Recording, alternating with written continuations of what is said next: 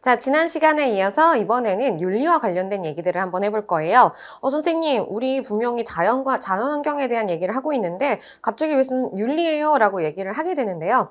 2단원과 3단원 같은 경우에는 우리가 살아가고 있는 이 지구 환경이 점점 오염되고 있죠.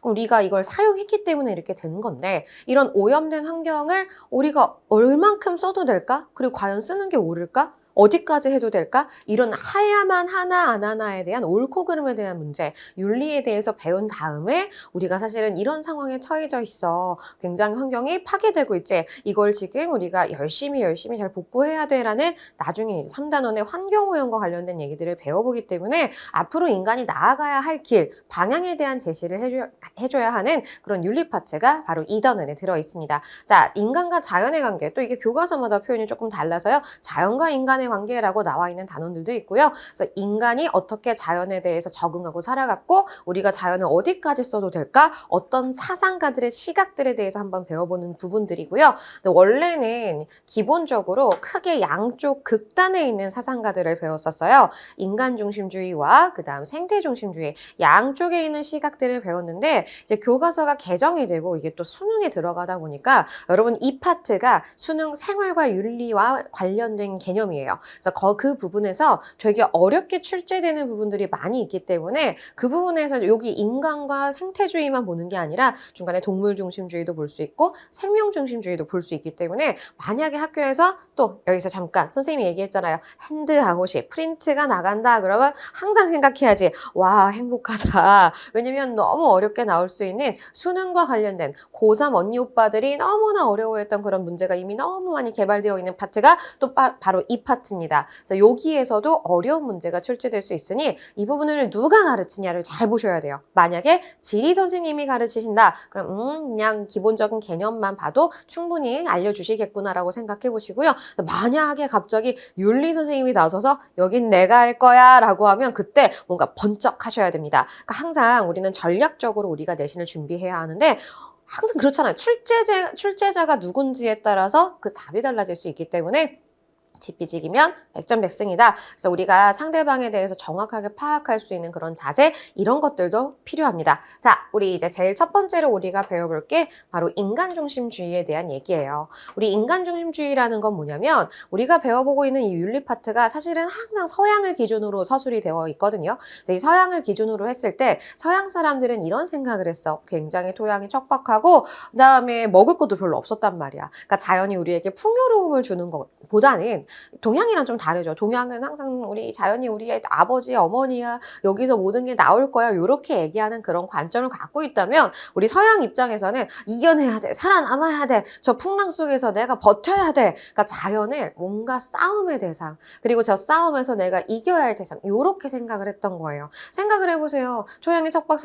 토양이 척박해서 농사짓기가 어려운 사람들은 사냥을 해야 된단 말이에요. 그럼 당연히 내가 자연보다 힘이 세야 되겠죠. 그러니까 첫 번째 사고방식 자체가 인간중심주의의 사고방식은 이런 생각을 갖고 있었다. 나는 자연보다 힘이 세.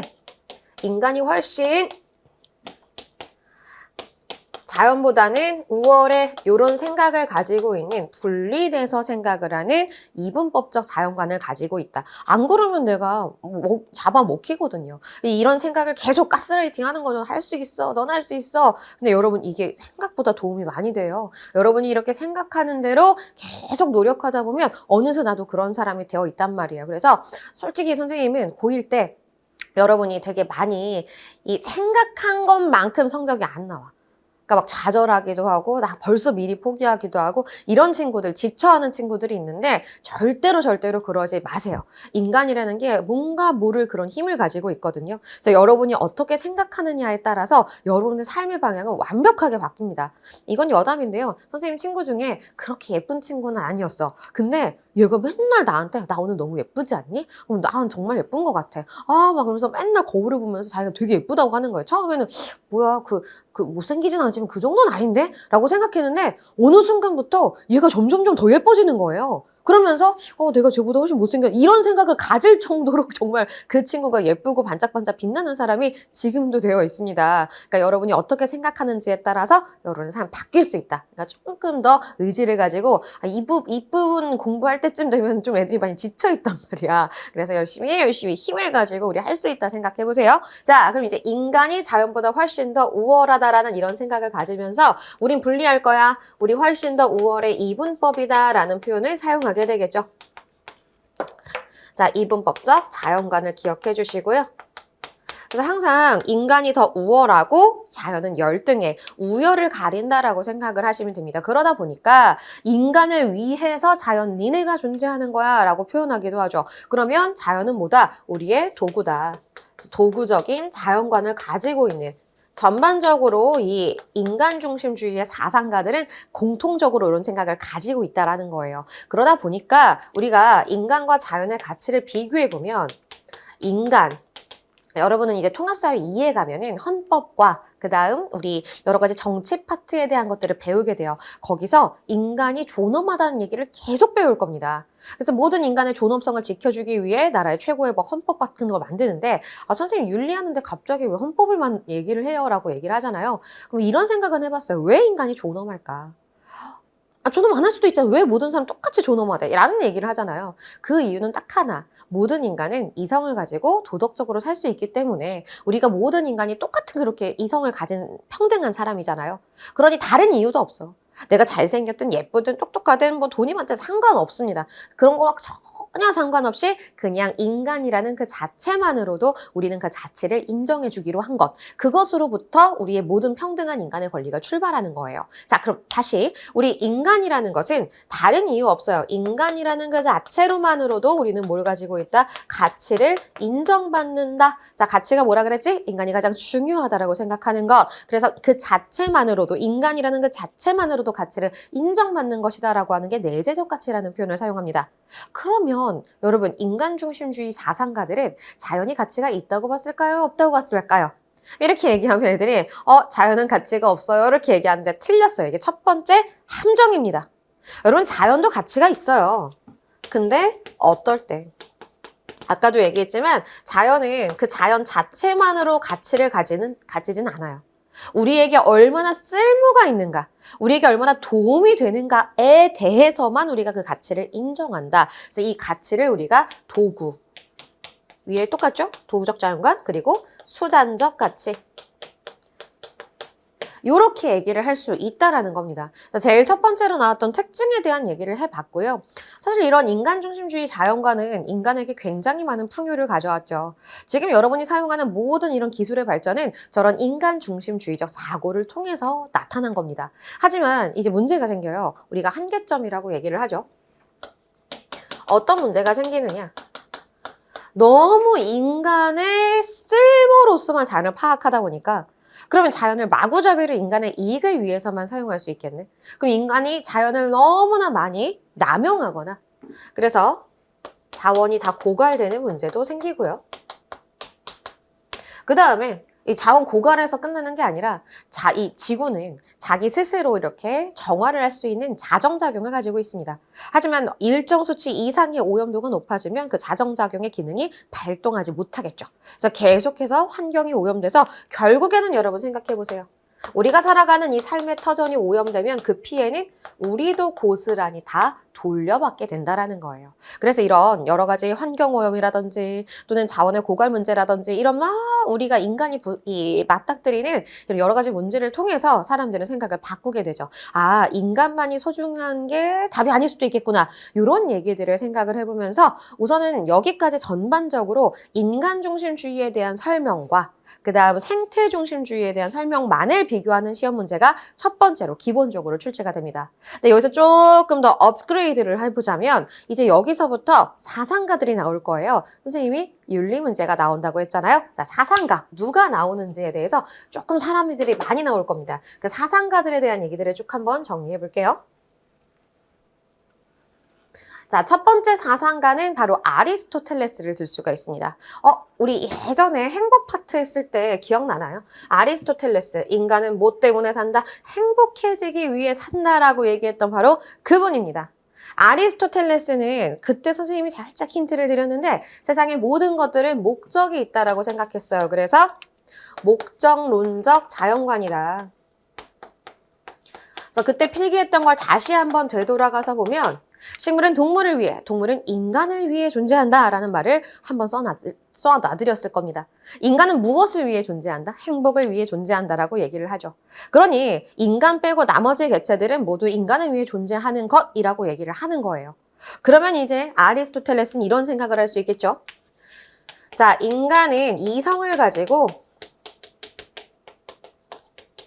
뭐를 추구하며 행복을 추구하는 존재이며 자연은 그러한 인간들을 도와주기 위한 부수적인 존재이다. 따라서 자연이라는 것은 바로 인간의 행복을 위한 도구다.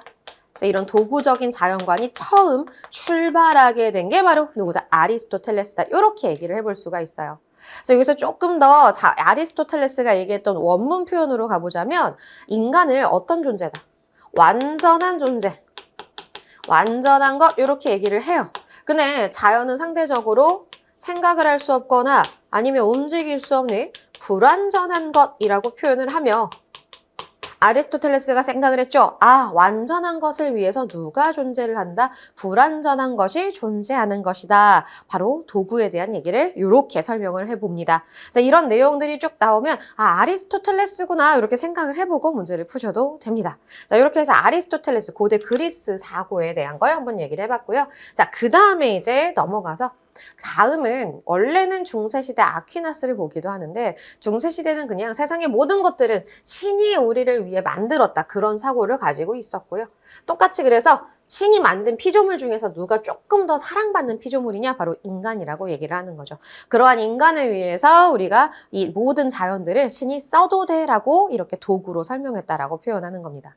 자, 그럼 이제 바로 근대로 넘어가 볼게요. 근대에는 항상 인간 중심적 사고가 정말 크게 달하는 시기였어요. 아, 신으로부터까지도 벗어났던 그런 시기가 바로 이 르네상스부터 출발을 하는 거잖아요. 자, 이제 우리 베이컨에 대한 생각을 보면 아, 베이컨. 여러분, 베이컨 먹어봤어요? 먹어봤죠? 맛있어요? 맛없어요? 근데 대부분의 친구들이 베이컨이 맛없다고 했던 친구들 별로 없었을 것 같아. 어떻게 알아? 먹어봤으니까 맛을 알죠. 그렇죠? 바로 요겁니다. 베이컨은 경험주의 철학자예요. 아니, 먹는 베이컨 아니야. 사람이야, 사람. 애들이 진짜 가끔 물어본다니까, 선생님 저거 먹는 베이컨이 그 얘기를 왜 하니? 이 베이컨이란 철학자는 이런 얘기를 합니다. 우리가 세상의 모든 것들에 대해서 그동안 너무 추상적인 것에 의지했다. 바로 신이죠.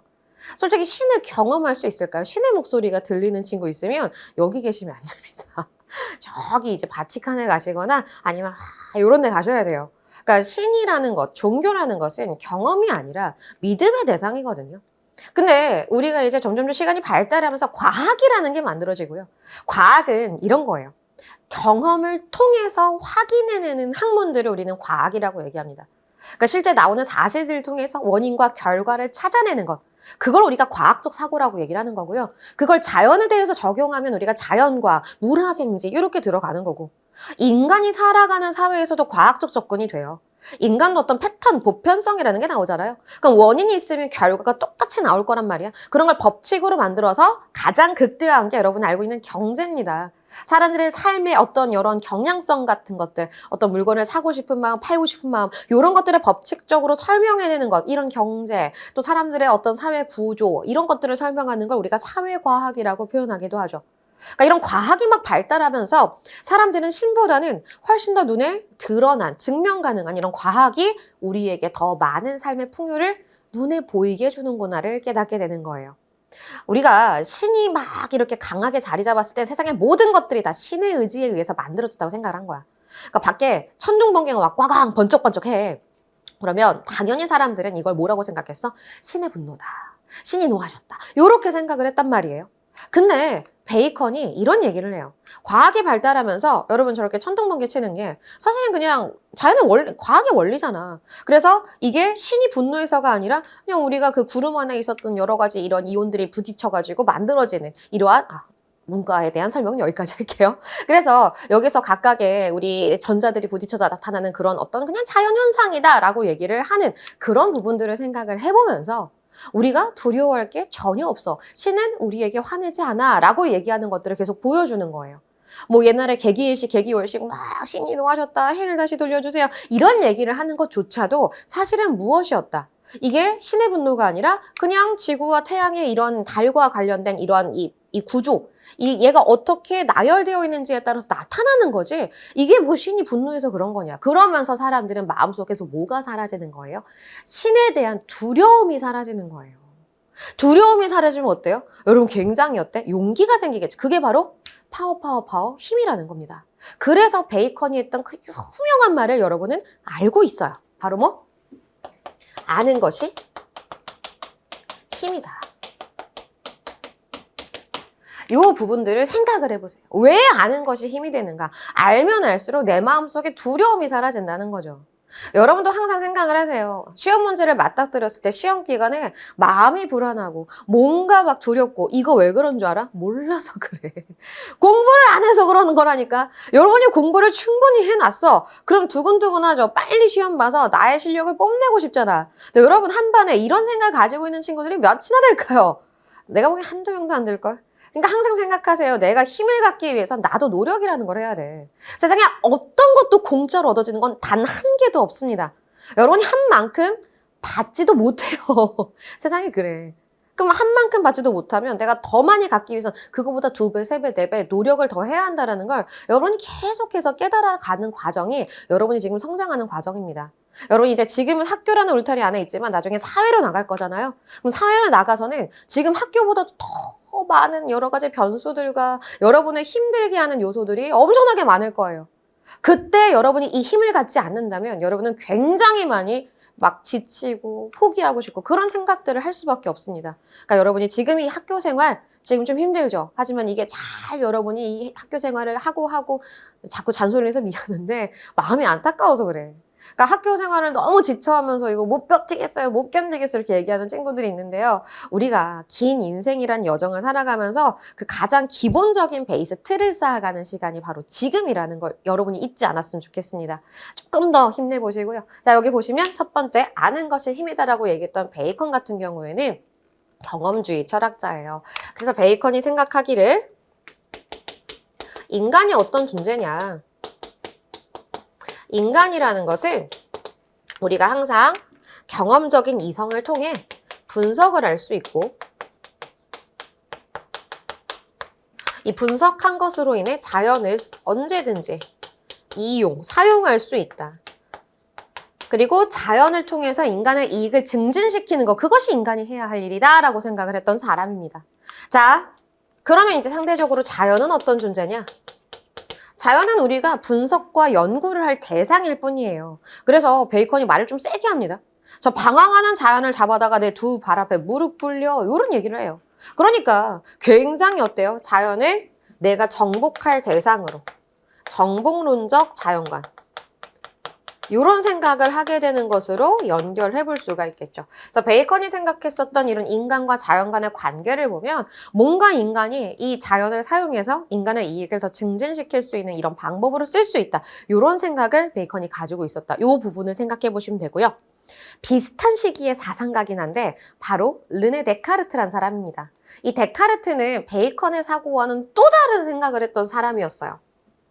자, 데카르트는 합리주의적 사고 또는 뭐 이성주의 사고라고도 얘기를 하는데 데카르트가 이 베이컨이 막 경험을 통해서 우리가 알아내야 돼라고 얘기했을 때 야, 그 경험조차도 우리를 속일 수 있어라고 얘기를 하는 게 바로 누구예요? 데카르트였어요. 그러니까 데카르트 같은 경우에는 이 경험이 진짜 완벽할까? 예전에 여러분 드레스 색깔 논쟁이라는 굉장히 되게 유명한 이슈가 있어요. 검색해보면 나올 거야. 아, 선생님 조교들이 와가지고 선생님 이 원피스 색깔 사진을 보여주는 거예요. 이 원피스 색깔이 무슨 색으로 보여요? 그랬더니 내가 보기에는 약간 하늘색, 연한 하늘색 줄무늬에 약간 똥색 같은 금색 줄무늬가 있더라고요. 그래서 이거 흰색 금색 아니야? 라고 했더니 막 쥐들끼리 깔깔깔깔 웃는 거야. 그래서 이것들이 요즘 MG 버릇없다. 선생님도 MG예요. MG라는 틀 안에 들어있어. 근데 이제 어쨌든 막 그렇게 얘기해서 야, 왜 웃어? 막 그랬더니 선생님 이거 어떻게 흰색 금색이야? 막 깔깔깔이면서 이거 파란색 검정색이죠? 라고 얘기를 하는 거야. 그래서 아무리 봐도 선생님 눈에는 파란색 검정색으로 안 보이거든. 그래서 무슨 소리야? 이거 흰색, 금색이지. 막 이렇게 싸우다가 나중에 진짜로 원래 그 원피스를 판매하는 사이트를 보여주는데 진짜 파란색, 검정색으로 나타나더라고요. 그래서 와, 이게 이럴 수도 있는가? 내가 보이고 있는 두 눈이 나를 속일 수도 있는가? 이런 생각을 해봤는데 나중에 이게 하도 이슈가 되니까 뉴스에까지 나왔어. 그래서 지금 뉴스에서 정말 뉴스도 별의별 거 다. 근데 이제 거기에 뭐 시신경을 연구하는 그런 학자가 나와가지고 설명을 하는데 이게 뭐 노화가 가속화되거나 하면 눈의 어떤 특정 요소에 의해서 이걸 흰색, 금색으로 볼 수도 있다. 그래서 되게 더 슬퍼졌죠. 선생님 나이 들어서 그런가. 어쨌든 이거 봐. 여러분이 경험하는 모든 것들이 다 진실이 아닐 수도 있다라는 거야. 그럼 데카르트는 생각했어. 완벽하게 진실인 건 무엇일까? 세상에 완벽한 진리를 찾고 싶었고 그 완벽한 진리를 통해서 내가 막 여러 가지 다른 진리들을 만들어내고 싶은데 대전제 자체가 잘못되어 있으면 그 다음에 나오는 여러 가지 논리 추론도 다 거짓이 되어버리잖아요. 그러니까 항상 중요해요. 여러분 첫 단추가 중요하다는 얘기가 여기 나오는 거야. 한 번 배울 때 제대로 배워야지. 선생님한테. 자, 그러니까 우리가 제대로 된 완벽한 진리를 찾고 싶어서 이 데카르트는 세상의 모든 것들을 다 부정해 봅니다. 이 데카르트가 진짜 똑똑했던 사람이에요. 처음에는 데카르트 이거 아니야 이렇게 생각을 했는데 데카르트는 쉽게 얘기해서 미를 그때도 얘기했잖아. 한 6살, 7살 때 미적분을 뗐다. 데카르트도 거의 그런 급의 사람이었다는 거예요. 근데 몸이 너무 약해. 이렇게 막 이렇게 정신이 굉장히 똑똑했던 거에 반해 몸은 되게 연약했던 사람이었어. 그래서 학교 다닐 때 맨날 그 교장 선생님 훈화 말씀하잖아요. 맨날 픽픽 쓰러지는 거 이런 사람이었단 말이야. 그러다 보니까 머리는 이렇게 똑똑한데 육체는 이렇게 나의 허약하고 이런 게 괴리가 생겨버리잖아요. 그러니까 누워있던 시간이 되게 많았다고 해요. 어느 날 누워있는데 여러분 이 일화 분명히 어디선가 한번 수학책인가에서 들어본 적 있을 거예요. 방 안에 이렇게 누워있었어요. 방 안에 이렇게 누워있는데 갑자기 천장에 파리가 한 마리가 윙 이렇게 천장에 붙어서 옮겨 다니는 거야. 지금 선생님 주변에 모기가 왔다 갔다 하고 있는데 이렇게 막 이렇게 윙 하는데 보통 우리 같으면 저 파리 잡아야 되는데 귀찮아 이런 생각을 하든지 여러분 누워서 뭐예요 자기 전에? 핸드폰 하잖아. 핸드폰 하다가 졸아갖고 떨고 막 이렇게 막 얼굴에 맞고 막 이게 우리의 일상 아니야? 자, 데카르트는 누워서 저 파리의 움직임을 보면서 이런 생각을 했죠. 어떻게 하면 저 파리가 앉아있던 곳을 누구나 똑같이 설명해낼 수 있을까? 이런 생각을 하면서 자 머릿속에서 이제 가상의 선을 긋기 시작합니다. 자 Y축이라고 하자. 세로축. 그리고 가로축을 X축이라고 하자. 그리고 나서 첫 번째 앉았던 것. 여기를 X1, Y1. 그래서 X1, Y1. 두 번째 앉았던 지점 X2, Y2. 이렇게 누워서 머릿속으로만 야, 이 사람이 스파이더맨처럼 천장에 가서 올라가서 선을 그었어? 아니다. 오직 머릿속으로만 생각해낸 거잖아.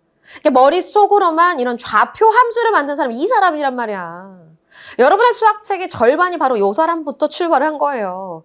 쟤만 없었으면 이라는 생각을 하게 되는데 자 어쨌든 이 데카르트는 이런 정도로 머리가 똑똑한 사람이었기 때문에 완벽한 진리를 찾고 싶었던 거야. 근데 내가 보고 듣고 하는 이런 경험들은 불완전한 것이잖아. 몸이 아프니까 막 허약하니까 막 헛것 보고. 그래서 세상의 모든 것들을 부정해보기 시작합니다.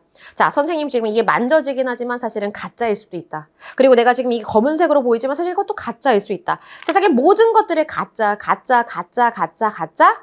다 부정해보는 거예요. 다 진실이 아니다. 아닐 수 있다. 아닐 수 있죠. 왜? 그때도 얘기했잖아. 드레스 색깔 논쟁. 이게 검정색으로 보이지만 사실 검정색이 아닐 수도 있다라는 거야. 다 부정을 해봤는데 더 이상 부정할 수 없는 한 가지가 생기더라고요. 그게 바로 무엇인가? 계속 가짜라고 부정을 하고 있는 내 생각. 이건 진짜잖아. 이게 가짜라면 난 생각조차 할 수가 없는 거란 말이야. 대박. 생각? 이건 완벽하네. 진짜네. 그러니까 데카르트는 자기의 존재 자체도 부정해 본 거야. 나도 사실은 존재하지 않는 게 아닐까라는 생각을 했는데 와, 더 이상 부정할 수 없는 딱 한 가지 이 생각이라는 것은 완벽하게 존재하는 진리구나. 그래서 그 유명한 멘트가 나오는 거예요. 나는 생각한다. 코로나는 존재한다. 나는 처음에 이 얘기를 들었을 때 뭐야 또라이야 이런 생각을 했어. 당연히 생각하지 그리고 존재하잖아 라는 생각이었는데 아니에요. 이 생각이라는 것은 부정할 수 없는 확실한 진리고 그럼 앞으로 이 생각으로부터 나오는 모든 것들은 뭐가 완벽하게 진리가 될 가능성이 높겠죠. 자, 그래서 우리 합리주의 또는 이성주의라고 부르는 데카르트의 생각을 볼 거고요. 우리 데카르트 같은 경우에는 인간은 이제 이런 이성을 통해서 완벽한 진리를 찾을 수 있는 존재래요. 그래서 여러분이 가장 논리 추론으로 많이 사용하는 게 대전제, 소전제, 그리고 결론을 도출하는 3단 논법이죠. 이게 바로 데카르트가 만들어낸 논리적 추론 과정입니다. 그러니까 완벽한 진리를 통해서 우리가 경험했던 사실과 접목시켰을 때 그럼 완벽한 진리를 다시 한번 도출해낼 수 있다는 전제를 까는 것. 이게 바로 연역적 추론이라고 얘기를 하잖아요. 이거 데카르트가 만든 겁니다. 자, 그래서 인간은 완벽한 그런 진리를 파악할 수 있는 이성적인 존재이다. 이성적인 추론 능력. 이게 있는 존재가 바로 뭐예요? 데카르트는 인간이라고 봤죠. 그러면 당연히 이런 이성적인 능력을 통해서 내가 뭐예요? 자연을 분석하고 탐구할 수 있다고 생각을 하는 겁니다. 자연을 분석, 탐구. 결론은 똑같죠. 아까 똑같이 베이컨도 이 인간이 가지고 있는 경험적 이성을 통해서 경험해 보는 걸 통해서 자연을 사용할 수 있다고 했다면 데카르트는 한층 더 고차원적인 생각으로 이러한 논리적 추론이 가능한 이성으로 이걸 변모시킵니다. 그래서 그런 이성을 통해서 우리 자연을 분석하고 또 사용할 수 있어 라고 생각하는 그 주체가 바로 데카르트죠. 그래서 데카르트는 이성적 사유 능력이라는 표현을 사용하기도 해요. 생각한다 라는 표현, 이성적 사유의 능력이 있는 주체, 주인공이라는 거고. 자, 인간이 이렇게 주인공이라면 그 상대, 대상, 객체라는 표현을 사용할 건데요. 자연 같은 경우에 데카르트는 이런 생각을 해요. 이 자연은 생각을 못해. 그러니까 아까 얘기했던 이성적 사유의 능력이 전혀 없어. 생각이라는 게 없어. 이걸 불가능한 존재가 바로 자연이고, 그러니까 자연 같은 경우에는 사유가 안 되니까 그냥 원래 주어진 존재의 법칙, 그러니까 해가 뜨고 지고 항상 똑같은 법칙에 의해서 만들어지잖아요. 그러니까 그런 원인과 결과, 아까 과학이 발달했다 그랬잖아. 과학을 부정하진 않아. 그래서 과학이 만들어낸 그런 원리 법칙에 의해서 움직이는 하나의 거대한 자동 기계다. 그러니까 기계의 원리만 알아내면 우리는 그 자연을 언제든지 써먹을 수 있지 않을까라고 생각하는 그런 자연관을 가지고 있었던 게 바로 데카르트였다고 합니다. 그래서 데카르트 같은 경우는 이런 생각을 해요. 이 기계론적 자연관을 통해서 마치 동물도 기계다. 선생님, 강아지도 감정이라는 거 같잖아. 아, 데카르트는 그렇게 생각하지 않았어. 그 감정이라는 거 사실 진짜 감정으로 스스로 생각해서 만들어지는 게 아니라 그냥 뭐야? 본능. 그러니까 자연 그 자체에 원래 있는 기계적인 그런 메커니즘에 의해서 움직이는 그러한 기계일 뿐이기 때문에 우리는 언제든지 자연을 사용해도 돼라고 생각하는 그런 입장까지가 바로 이 데카르트와 베이컨의 시대였죠. 근데 비슷한 동시대에서 조금 뒤에 나오는 칸트라는 이 사상가는 조금은 생각이 달랐습니다. 칸트 같은 경우에는 이런 생각을 했어. 당연히 인간이 제일 소중한 게 맞아. 여전히 인간 중심주의가 맞아요. 그러다 칸트는 재밌는 얘기를 하나 해주죠. 칸트의 생각은 이랬어요. 아무리 인간이 소중하다고 해도 다른 개체들을 함부로 해서는 안 된다. 왜? 이런 얘기를 하죠. 동물의 고통에 무감각한 사람들은 결국엔 누구의 고통에도 무감각해진다. 인간의 고통에도 똑같이 무감각해질 수밖에 없다라고 얘기합니다. 그러니까 선생님이 어렸을 때 처음으로 이 사이코패스라는 개념 단어가 만들어졌어요. 그러니까 한 번도 막 그렇게 무자비하게 사람들을 살해하는 사람의 사건들이 없었는데 이제 막 그런 연쇄살인이라는 이런 엄청난 큰 무거운 사건들이 만들어지면서 사람들은 깜짝 놀랐죠. 어떻게 저런 일을 행동할 수 있지? 저렇게 행동할 수 있지? 이런 것들을 분석하다 보니 그 사람들에게 대해서 뭐 공감 능력이 결여되어 있거나 또는 사람들에게 어떤 도덕성이라는 것들이 존재하지 않는 그런 사람들도 심리적으로 존재한다는 걸 찾아내게 되는 거죠.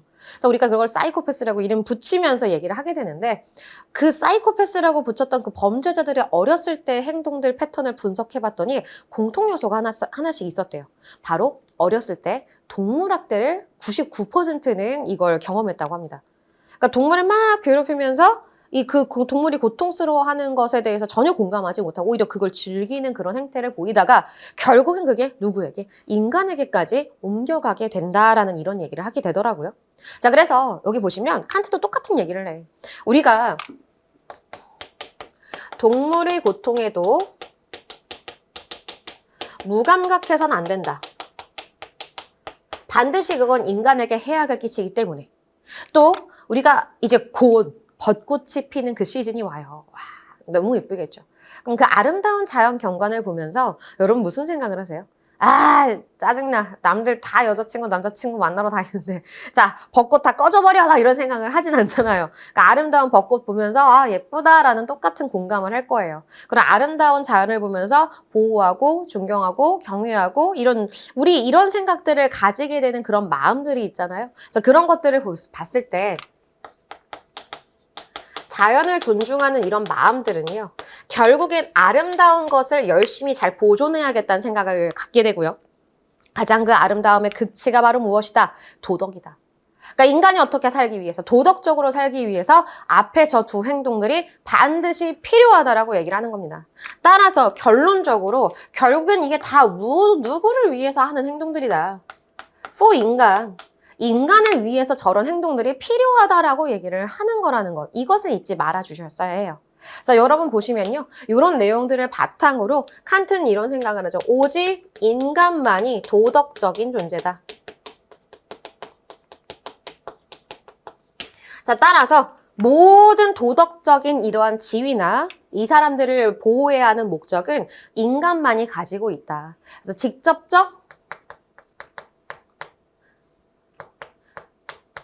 직접적인 의무의 대상, 도덕적 의무의 대상은 바로 오직 인간만이다. 오직 only 인간.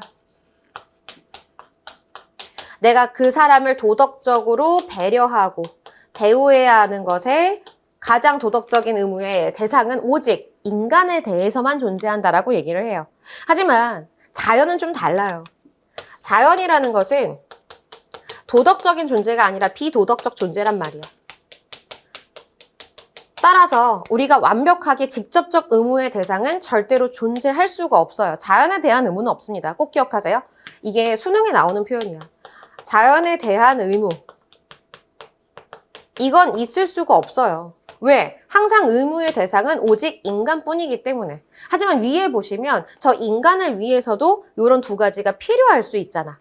그럼 저 인간을 위해서 보세요. 저 인간을 지켜주기 위해서 간접적으로 뭐가 발생할 수 있다. 이것과 관련한 뭐뭐에 관련한 간접적인 의무가 발생하기는 해라고 얘기를 하게 되는 거죠. 그러니까 결론적으로 자연 보호하고 동물 학대하지 말라고 말은 하지만 그것조차도 사실은 누구를 위해서 존재하는 것이다. 이 인간을 위해 존재하는 것이다 라고 굉장히 강력하게 어필하고 있는 것. 여기까지가 바로 칸트의 얘기였습니다. 자, 우리 인간에 대해서 굉장히 길게 탐구해 봤잖아요. 그러면 이제 사람들은 생각을 하게 되겠죠. 막 인간을 위해서 살아가다 보니 자연도 파괴되고 또 자원도 고갈되고 이런 여러 가지 문제가 생기다 보니까 야, 그러면 자연에 대해서도 생각해 봐야 되는 거 아니야? 라는 생각을 하게 되잖아요. 그래서 그 다음의 사고는 어떤 것이 있을까를 다음 시간에 연결해서 배워볼게요.